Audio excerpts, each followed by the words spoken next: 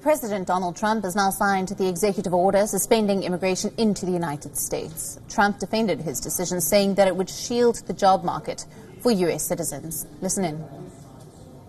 In order to protect our great American workers, I've just signed an executive order temporarily suspending immigration into the United States.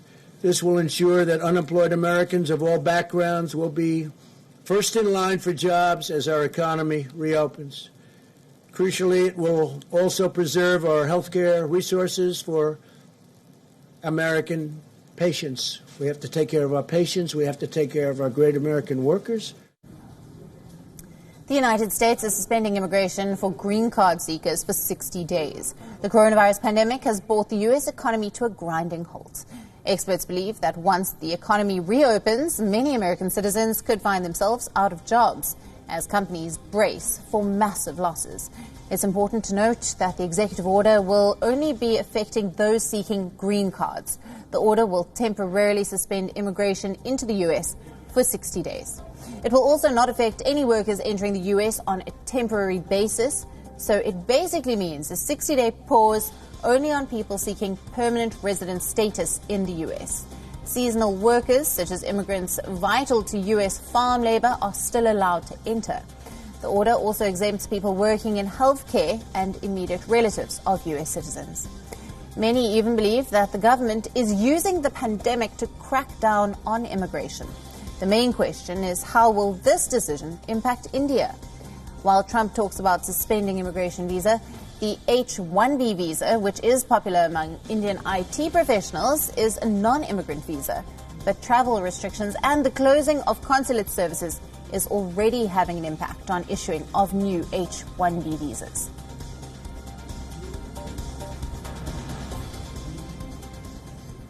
Anti-lockdown protests have taken over the United States as governors continue to push for social distancing measures. The protests come even as the United States remains the worst affected country, with more than 47,000 deaths. Protesters took to the streets of New York's capital, Albany, calling for an end to the restrictions in the state. Remember, New York, which remains the epicenter in the U.S., has borne the brunt of the pandemic, with more than 20,000 deaths.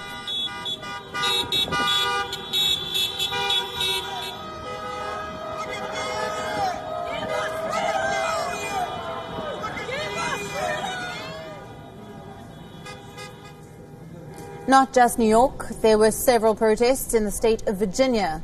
Echoing President Trump's statement, anti-quarantine demonstrators even call on the government to liberate Virginia. The scene was no different in Los Angeles, where drivers staged an anti-lockdown protest, honking their car horns around the city hall. Many Republican lawmakers in several states have also supported these protesters. The governors of these states are even considering to reopen certain businesses soon.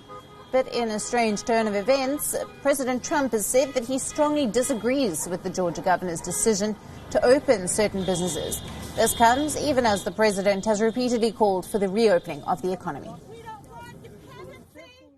I told the governor of Georgia, Brian Kemp, that I disagree strongly with his decision to open certain facilities which are in violation of the Phase 1 guidelines for the incredible people of Georgia. They're incredible people.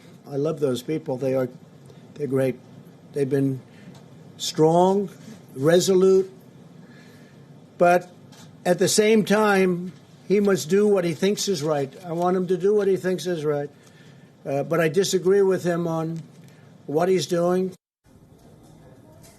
Even as states mulled on the easing of the lockdown restrictions, leading immunologist Anthony Fauci has said the coronavirus will continue to remain into the fall. There will be coronavirus in the fall. If we do, which we won't, but let's take an imaginary period. We say, okay, coronavirus, forget about it. We're not going to do anything about it. It will take off. That's what viruses do. But that's not what's going to happen.